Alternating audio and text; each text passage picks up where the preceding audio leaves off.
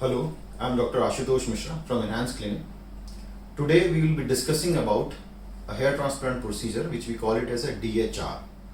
Now before DHR, coming into the basic concept of hair transplant, there are two main basic techniques of doing hair transplant. One is FUT, the other is FUE. In FUT we take out the strip, in FUE we take one by one. So today we'll be talking about the procedure which we call it as taking out one by one. Now since last 15 years we have been doing this procedure, taking out one by one. We started as an FUE procedure and now we have developed much refinements in the technique and what we call it as a DHR or direct hair replacement. What is this direct hair replacement and how does it differ from the original FUE procedure?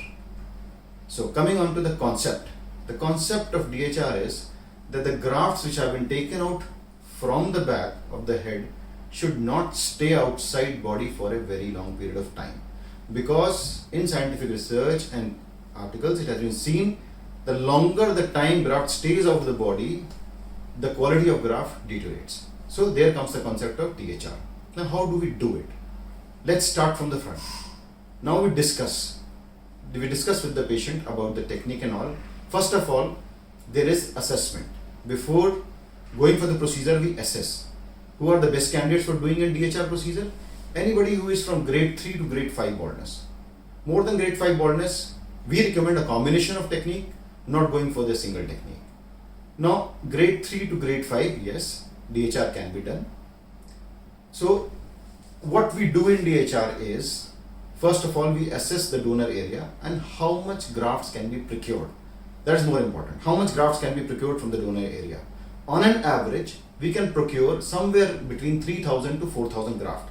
It's not a fixed number. Yes, if you have a very high density at the back, we can go for more than 4000 grafts. But normally, on an average, it is somewhere between 3000 to 4000 good grafts that we can procure.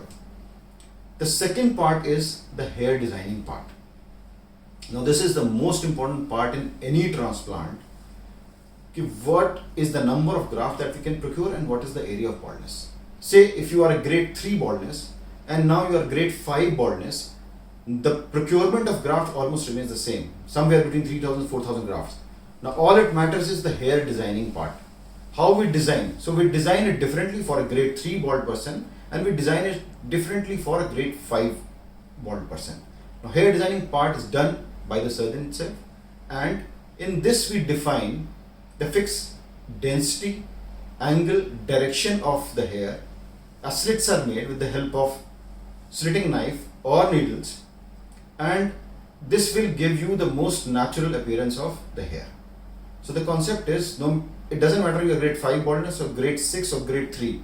It's all about procurement. If I can procure say 4000 grafts, so I have to adjust accordingly so that you get rid of your bald look. I may not give you back your natural density, but for a grade 3 baldness it will be a very high density, and for grade 5 baldness we will design it in such a way that when he does a particular hair pattern, it looks good and he doesn't look bald. Now coming on to the concept, going into the surgery. Now with this concept what we do is, we simultaneously take out the graft and we put it back on the head. Now how it is done?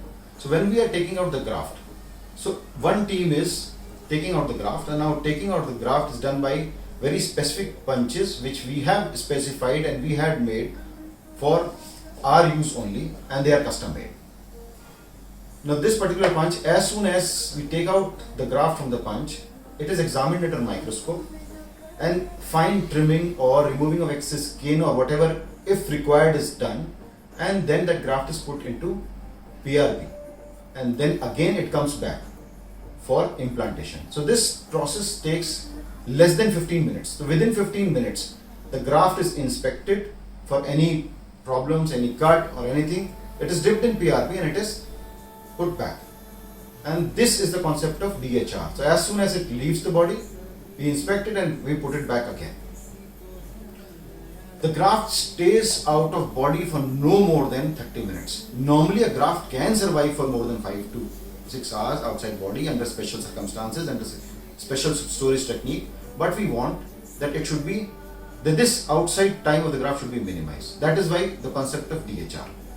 Now coming on to the third part, how the grafts are implanted back to the scalp.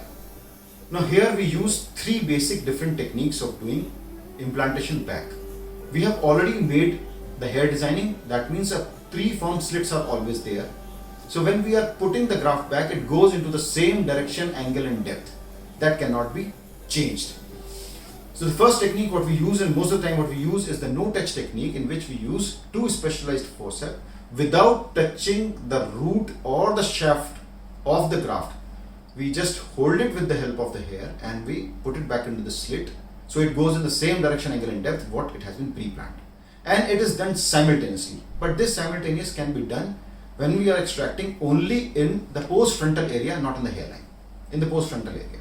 So this is done simultaneously, or in the vertex area if you want. So we extract for 30 to 40 minutes. In 30 to 40 minutes, we can extract on an average 800 to 1000 graft. Now, during this period, we can implant around 500 to 600 grafts, and rest, we change the position of the patient again to the front, and rest of the remaining grafts are put back within 15-20 minutes back into the scalp with again the help of no touch technique. So simultaneously, we continuously changing the position of the patient back and forth, so that we facilitate both the post-frontal area and the hairline simultaneously, with graft staying out of body for very less time. Now the second thing what we do is we use implanters, with the help of implanters, for difficult areas and for the frontal area, for the difficult areas where the assessment, while we are taking out the graft and we have to put it simultaneously, we use blunt implanters, because already the slits have been made. So again the hair goes into a pre-specified angle, depth and direction, and there is no change in that. So the hair looks normal. So the second thing is the implanter we use. The third technique what we use is known as slit and graft. For slit and graft, either we can use directly needle in forceps method, or we use sharp implanters. Earlier we were using blunt implanter for middle of the scalp, for the front, to increase in the density. Because whatever we have designed, if we have more number of grafts, say I have designed for 3000 grafts, now I have 3500 grafts, so I'll slit and graft. Now this slit and graft is done at the end of the procedure, after looking and inspecting where you need more concentration, maybe a hairline or just post-frontal area or a particular partition or vertex, then we use sharp implanters. So this is how we differ from a normal FUE, and the main thing about this particular technique is to keep your grafts outside your body for as less time as possible and giving you the most natural looking hair transplant.